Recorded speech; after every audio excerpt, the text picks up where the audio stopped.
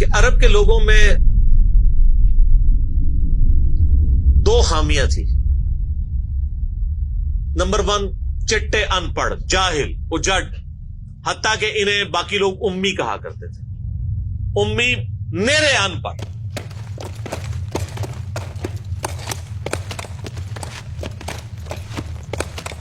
دوسری خامی تھی کہ یہ لوگ آپس میں لڑتے رہتے تھے، خاندانوں کے خاندان ختم ہو جاتے تھے. پانی پینے پلانے کے اوپر جھگڑا ہوا ہے تو 10 سال لڑائی ہو رہی ہے. یہ دو خامیاں تھیں. نمبر 1 چٹے ان پڑھ، نمبر 2 لڑاکو لیکن آپس میں. لیکن دو خوبیاں بھی تھیں. ایک خوبی یہ تھی کہ یہ ٹف ماحول کے عادی تھے، ریگستان کے رہنے والے، گرمیوں میں یعنی اتنے مشکل سفر کرنے والے، اونٹ کے اوپر مہینوں کے سفر، تھوڑا سا ساز و سامان کے ساتھ. اور دوسری خوبی یہ تھی کہ یہ جب کسی کو زبان دے دیتے تھے نا، پھر گردن ہی کٹتی تھی، پیچھے نہیں ہٹتے تھے، چاہے کسی دشمن کو بھی زبان دی ہے. اللہ نے ان کی یہ دو خوبیاں یوٹیلائز کر لی کہ زبان دی اللہ کے نبی علیہ السلام کو، انہوں نے جس نے دی، پھر گردن ہی کٹی ہے. اور دوسری خوبی کہ وہ ٹف ماحول کے عادی تھے لیکن لڑتے آپس میں تھے. اللہ تعالیٰ نے ان کی خامی کیسے پوری کی کہ ان کو ایک لیڈر ایسا دے دیا جس نے سارے قبائل کو ایک جھنڈے کے نیچے جمع کر دیا، اور جہالت کے لیے دور کرنے کے لیے ان کو ان کی زبان میں کتاب دے دی. اب جس نے سورہ بقرہ، سورہ نساء، سورہ مائدہ حفظ کی ہوئی ہے، اس کے سامنے کوئی کرسچن کا پادری، کیا یہودیوں کا پادری وہ بیٹھ سکتا تھا؟ جتنے ان کے دلائل تھے انہوں نے وہ زبانی یاد کیے ہوئے تھے. تو وہ لوگ جو اپنے آپ کو سمجھتے تھے کہ ہم بڑے علامہ ہیں اور یہ امی ہیں، ان امیوں نے ان کو علم میں بھی الٹ کے رکھ دیا صرف ایک قرآن کی وجہ سے.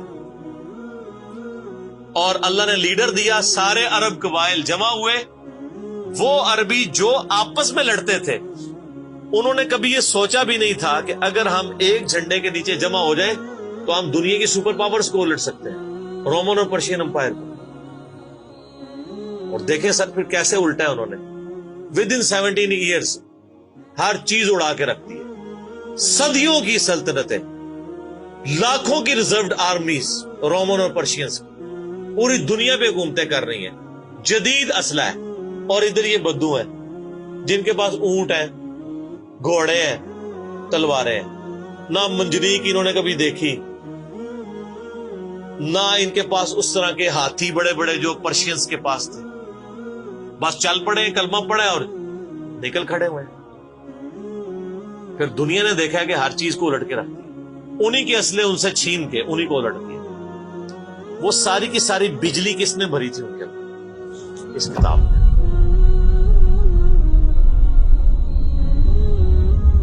یہ کتاب تھی. کتاب پڑھتے تھے، ایمان تازہ کرتے تھے. جہاد کا کیوں ذکر ہے اتنا قرآن کے اندر؟ کیونکہ اللہ نے ایک ایسی امت اٹھانی تھی جس نے تلوار کے زور پہ اکھاڑنا تھا رومن اور پرشین. ہم مانتے ہیں کہ اسلام تلوار کے زور پہ پھیلا ہے، لیکن یہ تصویر کا ایک رخ ہے.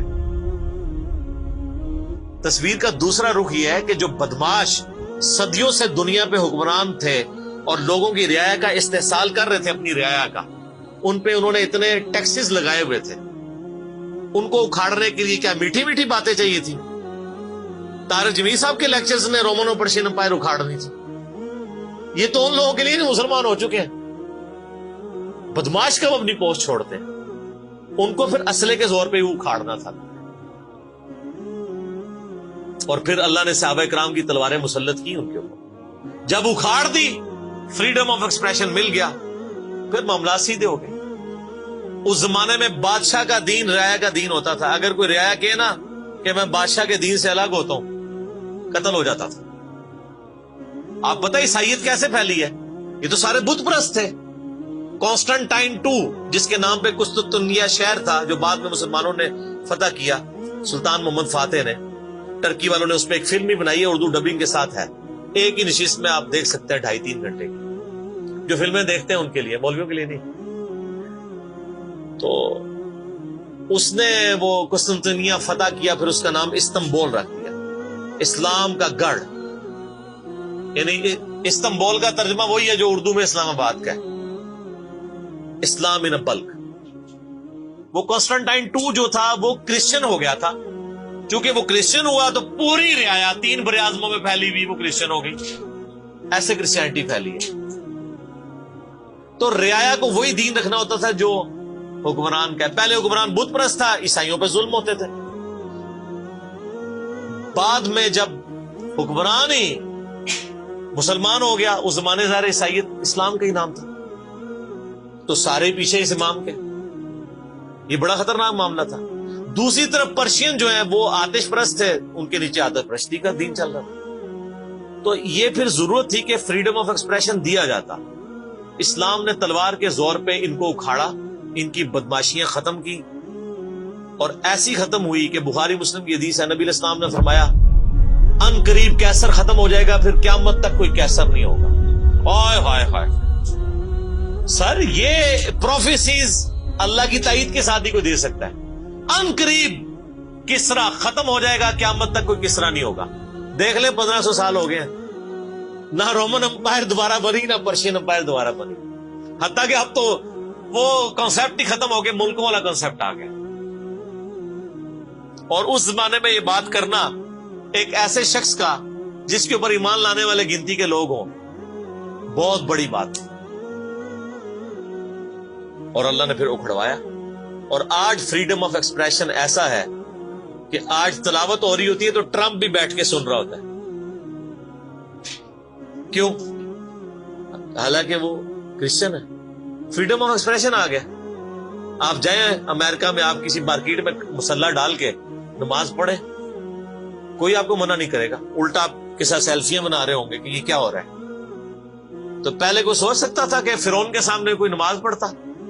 جادوگروں نے ذرا سی بات کی، ایمان لے کے آئے تو میں تمہیں سولی دے دوں۔ تو یہ اسلام اس دور جدید کا خالق ہے، اور یہ دور جدید کو تخلیق جو اسلام نے دی ہے وہ قرآن کے ذریعے۔ ایک علامہ وحید الدین خان صاحب ہیں انڈیا کے، 90+ ان کی ایج ہے، انہوں نے کتاب لکھی ہے اسلام دور جدید کا خالق، اسی ٹاپک کو ایڈریس کی، کمال کی کتاب ہے وہ، اور پڑھنے سے تعلق رکھتی ہے۔ آپ گوگل سے اس کا PDF بھی ڈاؤن لوڈ کر سکتے ہیں، چھوٹی سی کتاب ہے۔ تو انگلش میں بھی ایک کتاب لکھی ہے گاڈ رائزز، خدا ابھرتا ہے۔ خدا پھر جو ابھرا ہے نا جی قرآن کے ذریعے، خدا کو تو خیر مخلوق کی ضرورت نہیں ہے، لیکن مخلوقات نے جو تماشا بنایا ہوا تھا نا، اس تماشے کو ہمیشہ کے لیے اللہ تعالیٰ نے اپنے پیغمبر امام اعظم سیدنا و مولانا محمد رسول اللہ صلی اللہ علیہ وآلہ وسلم کے ذریعے شرک کا خاتمہ کر کے قیامت تک کے لیے جو دین اسٹیبلش کیا اس کتاب کے ذریعے۔ اب یہ کتاب قیامت تک نبی الاسلام کا معجزہ ہے۔ یہ کتاب ہے سر جس نے دنیا پلٹ دی، اور یہ وہ کتاب ہے جو ہم صرف اپنی بچی کو جب رخصت کرنے لگتے ہیں نیچے سے گزارتے ہیں، ٹھیک ہے، اور چوم کے غلاف میں رکھ دیتے ہیں۔ اس سے زیادہ اس قرآن کو ہم کوئی اہمیت نہیں دیتے۔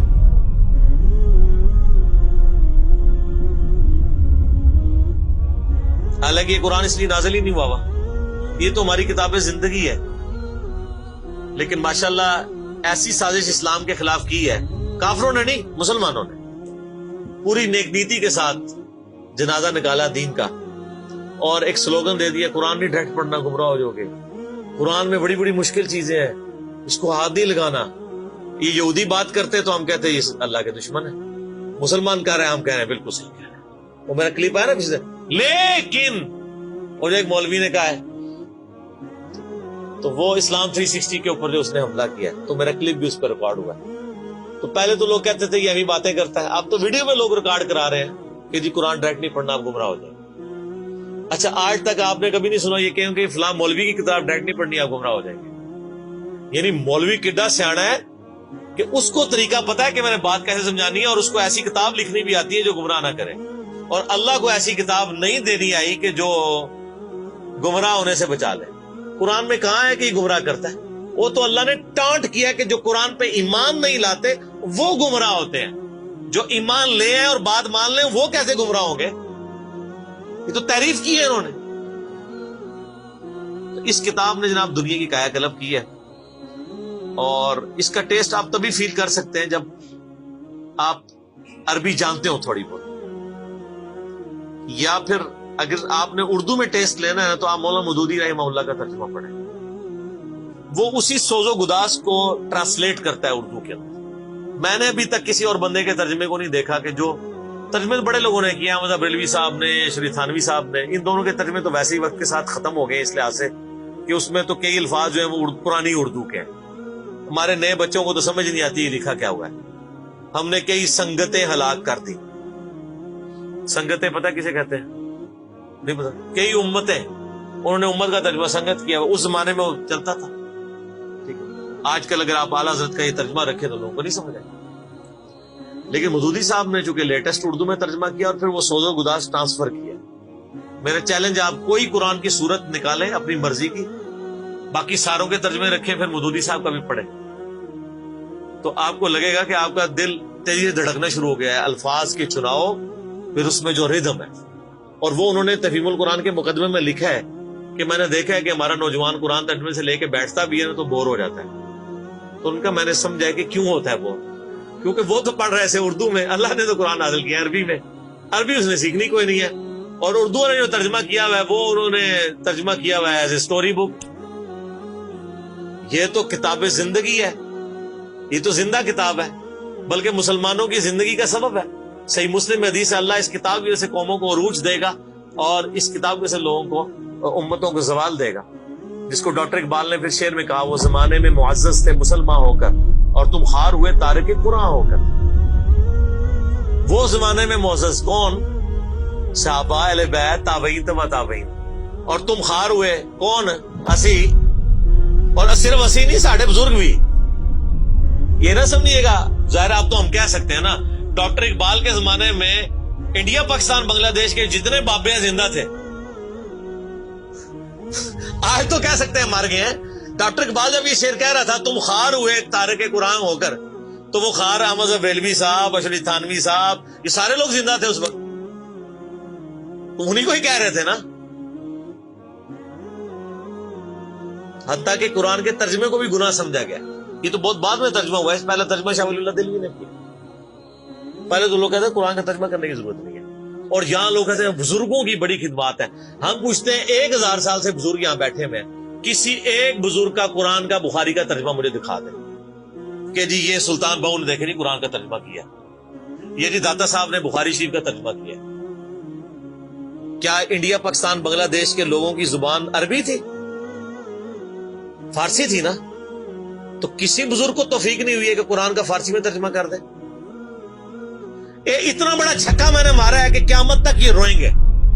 آندہ کو کیا نا بزرگوں کی خدمات ہیں. ہمارے پرائم منسٹر صاحب بھی کہتے ہیں نا جی وہ فرید الدین گنجے شکر کی بڑی تعلیم. فرید الدین گنجے شکر صاحب نے کون سا قرآن کا ترجمہ کیا؟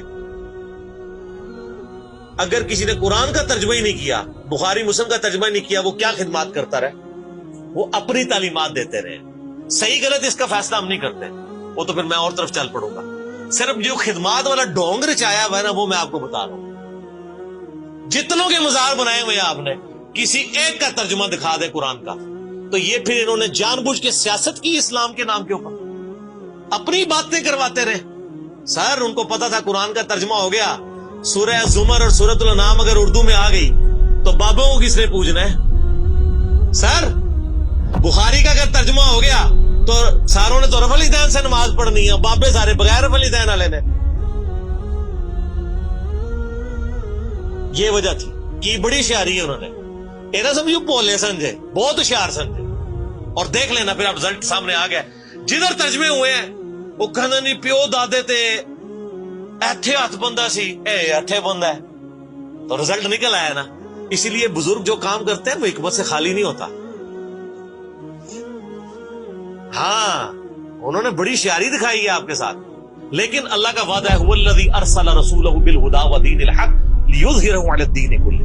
قرب قیامت سے پہلے دین کو غلبہ ملنا ہے. غلبہ بابوں کے ذریعے نہیں ملنا تھا، اسی کتاب سے. جس کتاب نے پہلے غلبہ دلایا، اب آج دیکھیں بچہ اینڈرائیڈ فون کھولے ہوئے ہے، کوئی آیت آتی ہے ترجمہ پڑھ لیتا ہے. تو سر یہ خدمت تو پھر انہوں نے کی ہے نا اسلام کی. اچھا یہ اینڈرائڈ فون کس رحمت اللہ علیہ نے بنایا تھا؟ وہ کہتے ہیں بزرگ تے دنیا ہی کلب کر دے نگاہ مار کے. وہ بزرگوں نو لے آؤ تے ٹھیپا موبائل نیچے چلا سکتے. آپ مجھے بتائیں میں کسی بزرگ کو قبر سے نکالوں اور اس کو یہ موبائل چلا لے گا؟ آپ کا بچہ چلا لیتا ہے. اور کسی کا اگر اتنا ایمان ہے نا بزرگوں کے اوپر, تو آج والے بزرگوں میں بھی ہے. تو میں نے ان کو بڑی دفعہ مشورہ دیا ہے کہ بزرگ جو جناب دنیا چلا رہے ہیں, تو میں ان کو کہتا ہوں آپ کو بزرگوں کے ساتھ جہاز پہ بٹھاتے ہیں. جب 10 کلومیٹر ہائٹ پہ پہنچ جاتا ہے یہ بوئنگ جہاز, جب پہنچے تو ہم پائلٹ کو کہ تو تے پائی بسم اللہ پڑھ کے تے پیراشوٹ نہ کود جا. بزرگ چلان تے جہاز لینڈ کران, وہ کتنے لینڈ ہوئے گا جہاز؟